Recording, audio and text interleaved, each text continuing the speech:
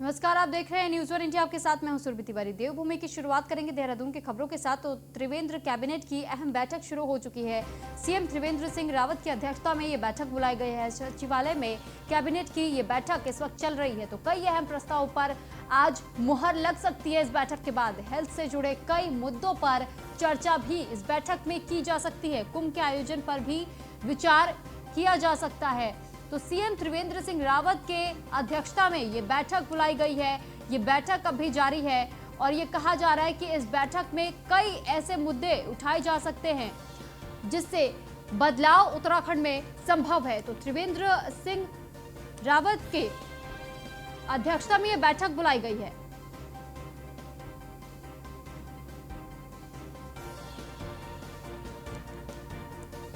तो ये अहम बैठक इस वक्त जारी है और सीएम त्रिवेंद्र सिंह रावत की अध्यक्षता में ये बैठक इस वक्त चल रही है। सचिवालय में कैबिनेट की बैठक जो चल रही है, इसमें कई अहम प्रस्ताव आज पेश किए जाएंगे और ये अनुमान जताया जा रहा है कि जो अहम प्रस्ताव इस बैठक में पेश किए जा रहे हैं उन पर आज मुहर लग सकती है। इस बैठक के बाद से तो उसकी घोषणा भी की जाएगी, लेकिन इस वक्त ये बैठक अभी जारी है। कई मंत्री इस बैठक में शामिल भी बताए जा रहे हैं और कई अहम मुद्दे जैसे कि हेल्थ से जुड़े मुद्दों को उठाया जा सकता है। उस पर चर्चा हो सकती है कि कैसे उत्तराखंड में हेल्थ की जो सुविधाएं हैं, जो स्वास्थ्य सुविधाएं हैं, उसमें बड़े बदलाव किए जा सकते हैं। साथ ही महाकुंभ का आयोजन होना है और ऐसे में महाकुंभ पर भी विचार इस बैठक में रखे जा सकते हैं। उस पर भी चर्चा की जा सकती है क्योंकि कुंभ को लेकर के तैयारियां पहले से ही शुरू हो जाती है। लाखों की संख्या में श्रद्धालु महाकुंभ का हिस्सा बनते हैं और ऐसे में वहां की सुरक्षा व्यवस्था, स्वास्थ्य व्यवस्था को देखने के लिए भी इसमें चर्चा की जा सकती है क्योंकि लंबे समय से निगरानी भी रखी जा रही है। तो इस मुद्दे को भी इस बैठक में उठाया जा सकता है और ये कहा जा रहा है कि हेल्थ सेक्टर से जुड़े कई मुद्दों पर इस बैठक में प्रस्ताव पेश किए जाने हैं। तो उस पर भी आज मुहर लग सकती है। यानी ये उम्मीद जताई जा रही है कि जो कैबिनेट की बैठक बुलाई गई है, जो सचिवालय में इस वक्त ये बैठक जारी है, इस बैठक के बाद से कई अहम घोषणाएं हो सकती है। सीएम त्रिवेंद्र सिंह रावत कई अहम घोषणाएं कर सकते हैं आज इस बैठक के बाद से। तो कई मुद्दों को लेकर के इस बैठक में चर्चा होनी है। इस पर अधिक जानकारी के लिए फहीम तन्हा, रेजिडेंट एडिटर, हमारे साथ जुड़ चुके हैं। फहीम, आपसे जानकारी चाहेंगे कि सीएम त्रिवेंद्र सिंह रावत की तरफ से जो कैबिनेट बैठक बुलाई गई है, तो किन किन मुद्दों को सबसे पहले इस बैठक में रखा जाएगा, किन प्रस्तावों पर आज मुहर लगने की उम्मीद जताई जा रही है? देखिए, कुंभ को लेकर के सरकार मंत्रिपरिषद में कुंभ की एसओपी पर चर्चा होनी है। अन्य जो एसओपी जारी की जानी है उसमें कुछ करने की को लेकर भी है जरूरत, क्योंकि उसमें जो सबसे बड़ी समस्या है वो जो श्रद्धालु आएंगे उनकी निगेटिव रिपोर्ट को लेकर के, क्योंकि केंद्र की एसओपी में ये कहा गया है कि वो निगेटिव रिपोर्ट लाएंगे सभी श्रद्धालु। तो ये एक व्यवहारिक दृष्टि से कैसे इसको अमल में लाया जाना है, एक बात तो ये, और दूसरा ये कि जो संख्या होनी है श्रद्धालुओं की वो सीमित करनी है। किस तरीके की चाहिए और किस किस क्या कुछ श्रेणीबद्ध तरीके से रखा जाए श्रद्धालुओं को, या फिर किस तरीके से एक मैकेनिज्म तैयार किया जाए कर रही है सम्मुख है जिस पर चर्चा हो रही है। इसके बाद में कैबिनेट की बैठक होगी और उस कैबिनेट में जो कई तकरीबन दर्जन भर मामले हैं जो है उन पर फैसले लिए जाने हैं। इसमें मुख्य तौर पर हम बात कर लें फहीम, आपने एसओपी की बात की। एसओपी पर जो व्यापारी वहां के हैं, वो हरिद्वार के तमाम व्यापारियों ने इस पर विरोध भी जाहिर किया कि क्या कोरोना को लेकर के जिस तरीके से गाइडलाइन जारी की गई है और एक वक्त में कुछ ही श्रद्धालुओं को यहाँ पर इजाजत दी गई है महाकुंभ के लिए, तो ऐसे में जो व्यापारी ये कह रहे हैं कि क्या कोरोना आंदोलन में नहीं फैलता है, क्या जब रैलियां निकाली जाती है तब नहीं, तो ऐसी एसओपी सिर्फ कुंभ के लिए क्यों जारी की गई? इस पर क्या विचार विमर्श हो सकता है? बिल्कुल, देखिए, इस पर विचार विमर्श हो रहा है, सरकार मंथन कर रही है, क्योंकि मंत्री मदन कौशिक हरिद्वार के ही विधायक है और वो ज्यादा कुंभ की उनके पास सीधी है, सरकार के प्रवक्ता भी है। इस नाते हरिद्वार के कई प्रतिनिधि मंडल कई बार मंत्री मदन कौशिक से भी मिले और ये बात सीएम तक भी पहुंची है, व्यापारियों की बात। तो लिहाजा सरकार इसको देख रही है, क्योंकि जो जिस तरीके से उनका एक लॉजिकल बात कही जा रही है कि रैलियों में, दूसरे और कार्यक्रमों में भीड़ जुट रही है, तो उसमें उस एसओपी का उस तरीके से पालन नहीं है। फिर कुंभ के लिए जो इतना सख्ती के साथ एसओपी रहेगी, तो फिर उससे जाहिर सी बात है कि कारोबार भी फर्क पड़ेगा, श्रद्धालुओं की संख्या पर फर्क पड़ेगी। वो तमाम चीजें हैं, उन तमाम पहलुओं को लेकर के सरकार मंथन कर रही है और आज इस मंत्रिपरिषद की बैठक में इस मुद्दे पर गहनता के साथ चर्चा हो रही है। जी ठीक है फहीम, आप हमारे साथ बने रहिएगा, आपसे और भी खबरों पर अपडेट लेते रहेंगे। तो देहरादून में सीएम त्रिवेंद्र सिंह रावत ने आज एक और बैठक की। पुलिस अधिकारियों से ये कॉन्फ्रेंस के माध्यम से बैठक बुलाई गई थी और IRB 3 का मुख्यालय गैर सैन्य में खोला जाएगा, इसको लेकर के ये बैठक बुलाई गई थी सीएम त्रिवेंद्र सिंह रावत की तरफ से। तो उत्तराखंड पुलिस का नया मुख्यालय भी बनाया जाएगा, सीएम त्रिवेंद्र सिंह रावत का इस बैठक में ये कहना था। तो प्रदेश की 5 जर्जर पुलिस लाइनों का उच्चीकरण किया जाएगा। तो सीएम त्रिवेंद्र सिंह रावत ने पुलिस मुख्यालय, नए मुख्यालय को बनाने के निर्देश अब जारी कर दिए। ये कह दिया है कि जो जर्जर अवस्था में पुलिस अधिकारियों के ये मुख्यालय थे, उनको बदला जाएगा। तो हाँ, हमने ये भी निर्णय लिया है कि पुलिस का मुख्यालय अलग से एक पुलिस मुख्यालय बनाया जाएगा। सर 2 साल से सर वायरलेस और रेडियो की उसमें प्रमोशन भी हुए हैं, कई सारे रिटायर भी हो रहे हैं। देखिए, नीति के अभाव में, कोई नियमावली के अभाव में इस तरह की दिक्कतें थी, लेकिन अब लगभग 250 के करीब लोग हैं जो इससे प्रभावित हैं, तो दूर कर दिया जाए। सीएम साहब, आधुनिक पुलिसिंग के लिए सहयोग कितना मिलेगा? करनी है, स्मार्ट बनानी है उत्तराखंड पुलिस, बजट की स्मार्ट पुलिस बनानी है तो बजट की व्यवस्था तो करनी ही पड़ेगी जी। तो उस दिशा में हम लोग काम कर रहे हैं, कुछ हुआ भी है, कुछ और भी हम उसको करेंगे। देहरादून में सीएम त्रिवेंद्र सिंह रावत ने गांधी शताब्दी अस्पताल में आईसीयू का लोकार्पण किया। अस्पताल में नवनिर्मित 10 बेड के आईसीयू का लोकार्पण हुआ। कोरोना काल में ड्यूटी कर रहे स्वास्थ्य कर्मी अब इसमें सम्मानित किए जाएंगे। तो सीएम त्रिवेंद्र सिंह रावत का ऐसा कहना है कि जिन्होंने भी कोरोना काल में स्वास्थ्य कर्मियों ने लोगों की जो सहायता की है और ड्यूटी अपनी निभाई है, उनको सम्मानित करने का काम किया जाएगा। तो 11,000 रुपए की राशि और प्रशस्ति पत्र देकर सम्मान किया जाएगा स्वास्थ्य कर्मियों को। 108 सेवा के लिए 132 नई एम्बुलेंस को भी शामिल किया जाएगा।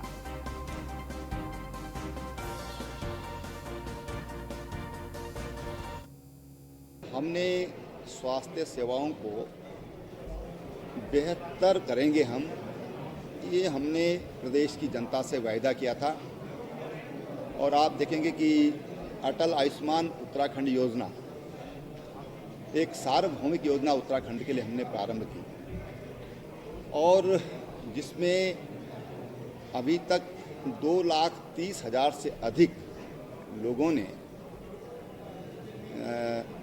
सेवाएं ली हैं, यानी कि 2,32,000 से अधिक लोगों ने अपना इलाज कराया है। और इसमें लगभग 25% लोग ऐसे हैं कि जो गंभीर किस्म की बीमारियों से ग्रसित थे, यानी कि जो जानलेवा जो बीमारियां हो सकती थी। जो हमारी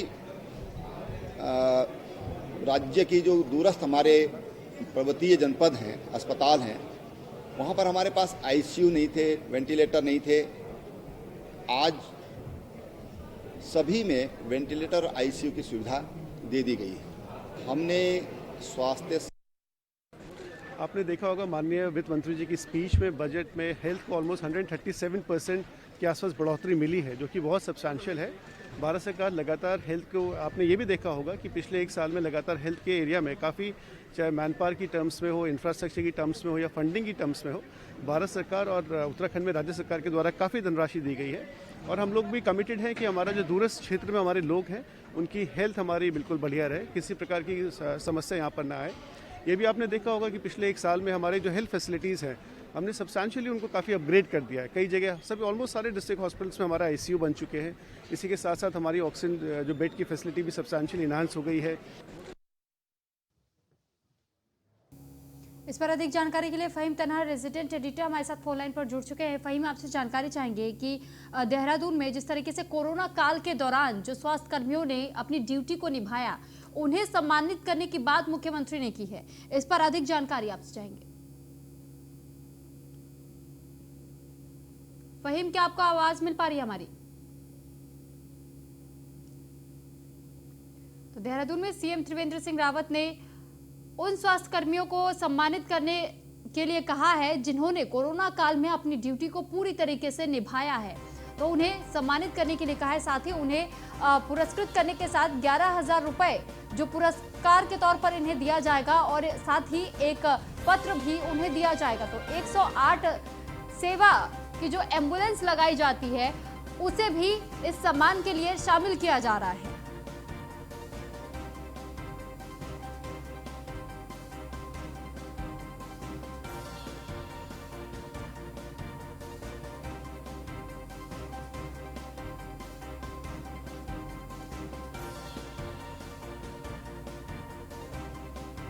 देहरादून में सीएम त्रिवेंद्र सिंह रावत ने ये बड़ा फैसला लिया। अस्पताल में नवनिर्मित 10 बेड के आईसीयू अस्पताल का लोकार्पण किया है। कोरोना काल में ड्यूटी कर रहे स्वास्थ्य कर्मी को सम्मानित करने का फैसला भी सीएम त्रिवेंद्र सिंह रावत ने किया है। तो प्रशस्ति पत्र देकर और 11,000 रुपए देकर के इन स्वास्थ्य कर्मियों को सम्मानित किया जाएगा। तो 132 ऐसी नई एम्बुलेंस भी सीएम त्रिवेंद्र सिंह रावत की तरफ से दी जाएगी अस्पतालों को, और साथ ही जो 108 के जो एम्बुलेंस कर्मी भी बताए जा रहे हैं उन्हें भी इस दौरान सम्मानित किया जाएगा।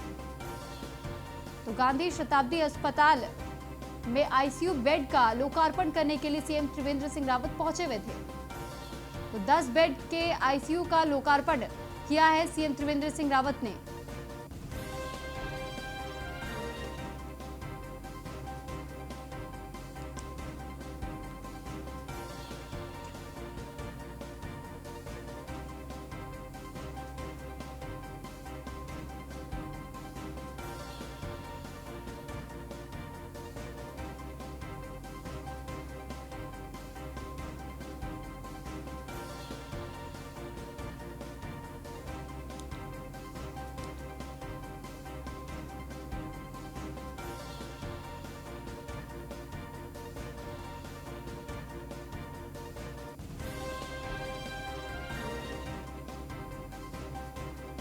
इस पर अधिक जानकारी के लिए फहीम तन्हा रेजिडेंट एडिटर हमारे साथ जुड़ चुके हैं। फहीम, आपसे जानकारी चाहेंगे कि सीएम त्रिवेंद्र सिंह रावत ने स्वास्थ्य कर्मियों को सम्मान करने का जो फैसला लिया है, इसके बाद से स्वास्थ्य कर्मियों की तरफ से कैसा रिएक्शन देखने को मिल रहा है? देखिए, स्वास्थ्य कर्मी फ्रंट लाइन कोरोना वॉरियर हैं और इस सम्मान की घोषणा से उत्साहित हैं और इसको बड़े सकारात्मक नजरिए से लिया है जो हमारी बात हुई है। और हालांकि इनका ये भी कहना था कि उन्होंने अपनी ड्यूटी को, अपने फर्ज को अंजाम दिया है, इसके लिए अलग से कोई उनको सम्मान चाहने की कोई लालसा नहीं है, लेकिन उनकी उस ड्यूटी को रिकॉग्निशन मिल रही है सरकार की तरफ से, मुख्यमंत्री की तरफ से, तो ये उनके लिए बड़ी बात है और ये उत्साहजनक है, वो ये प्रेरणा देता है अपनी ड्यूटी को मुस्तैदी से करने के लिए।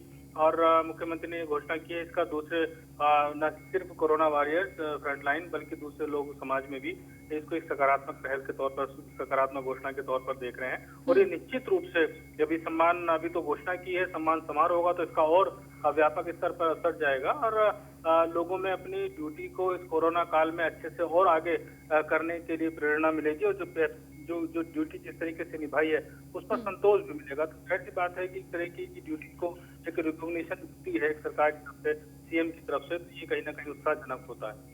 चलिए ठीक, फहीम आप हमारे साथ बने रहिएगा, आपसे और भी खबरों पर अपडेट लेंगे। तो देहरादून में 15वें वित्त आयोग ने उत्तराखंड के 89,845 करोड़ की संस्तुति दी है।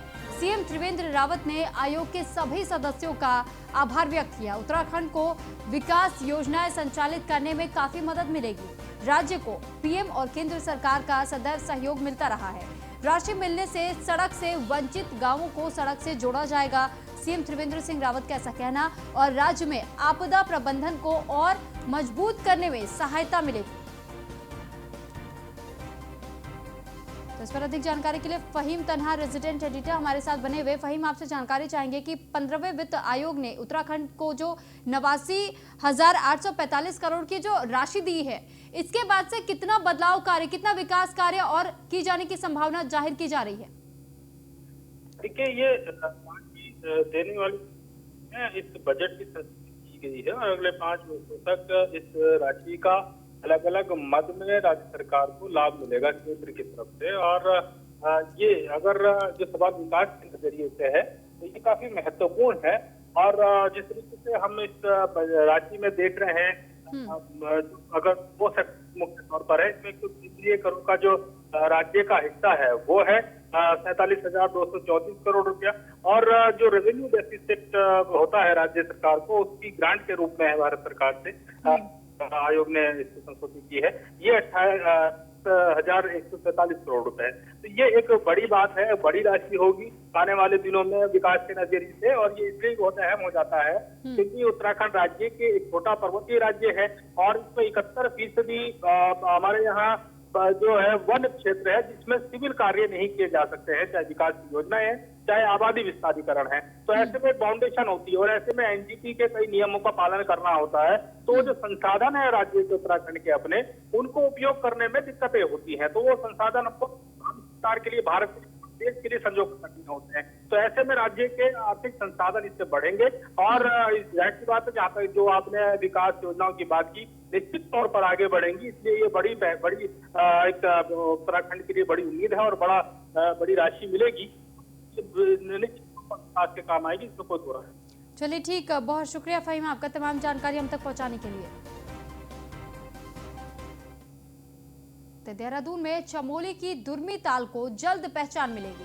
राज्य सरकार ने ताल को संवारने की कवायद शुरू कर दी है। तो दुर्मी ताल संवारने के लिए अधिकारियों के निर्देश जारी कर दिए गए। अधिकारियों को यह निर्देश दिया गया है कि दुर्मी ताल को संवारने का काम जल्द से जल्द किया जाए। तो दुर्मी ताल को लेकर सीएम त्रिवेंद्र सिंह रावत ने कहा है कि जल्द दौरा कर इस ताल की परिस्थिति को जांचा जाएगा।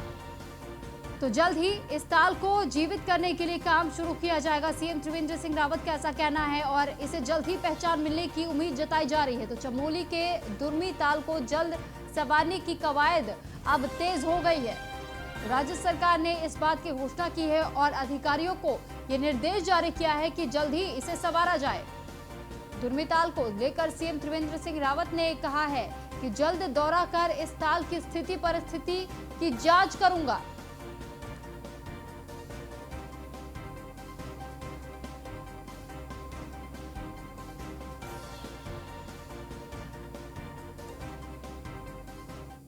और वहीं पौड़ी जिले में कांग्रेस पार्टी ने सम्मेलन समारोह का आयोजन किया। 2022 के चुनाव को लेकर के सम्मेलन समारोह का आयोजन किया गया। बस अड्डे से प्रेक्षागृह तक भव्य रैली निकाली गई। जिला प्रभारी राजेंद्र भंडारी ने सरकार पर निशाना भी इस दौरान जमकर साधा है।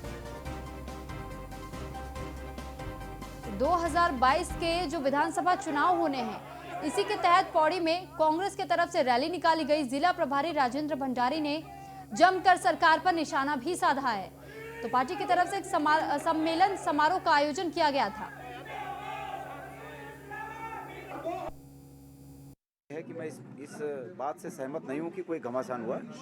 ये बैठक के दौरान तमाम कार्यकर्ताओं की मनोइच्छा ये थी कि हाईकमान तक इस बात को पहुंचाया जाए कि हरीश रावत जी आने वाले विधानसभा चुनाव में मुख्यमंत्री के तौर पर उनको घोषित किया जाए, उनको प्रोजेक्ट किया जाए। ये आम कार्यकर्ताओं की इच्छा थी जिसको किसी एक व्यक्ति ने इस पर अपोज किया। कोई घमासान नहीं था, वन वर्सेस ऑल था, बाकी कोई घमासान नहीं था। और कांग्रेस के कार्यकर्ताओं की मेहनत के दम पर निश्चित रूप में 2022 में यहाँ पर कांग्रेस की सरकार आएगी। आज जो पौड़ी के अंदर जो हमारी रैली निकली और जो बैठक हुई, मैं समझता हूँ कि ऐतिहासिक रही है। लोगों को लाया नहीं गया, लोग स्वयं आए हैं। और ये पहली बार ऐसा हुआ है कि जिसको भी पता चला कि पौड़ी में आज बैठक है, लोग अपने घरों से स्वयं निकल गए, अपना खर्चा लगा करके, अपनी गाड़ियों को लेकर के, अपना खाना खा करके। तो ये संकेत है, ये संकेत ये है कि भाजपा जाने वाली है और कांग्रेस लौटने वाली है। जिस तरह का अफरा तफरी, जिस तरह की महंगाई, बेरोजगारी, भ्रष्टाचार कांग्रेस बीजेपी के राज में आज हो रहा है, निश्चित रूप से उसका खामियाजा उनको भुगतना पड़ेगा। आज जो पौड़ी के अंदर जो हमारी रैली निकली और जो बैठक हुई, मैं समझता हूँ कि ऐतिहासिक रही है। लोगों को लाया नहीं गया, लोग स्वयं आए।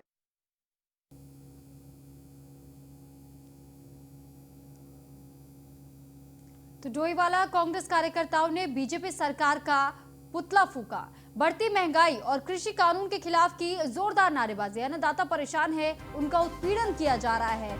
हेमा पुरोहित का ऐसा कहना है। तो देश में महंगाई बढ़ी है लेकिन सरकार कोई सुध नहीं ले रही है। तो मोहित नेगी ने ये कहा और सरकार का पुतला बना करके फूका गया। तो जमकर नारेबाजी भी इसके खिलाफ की गई है।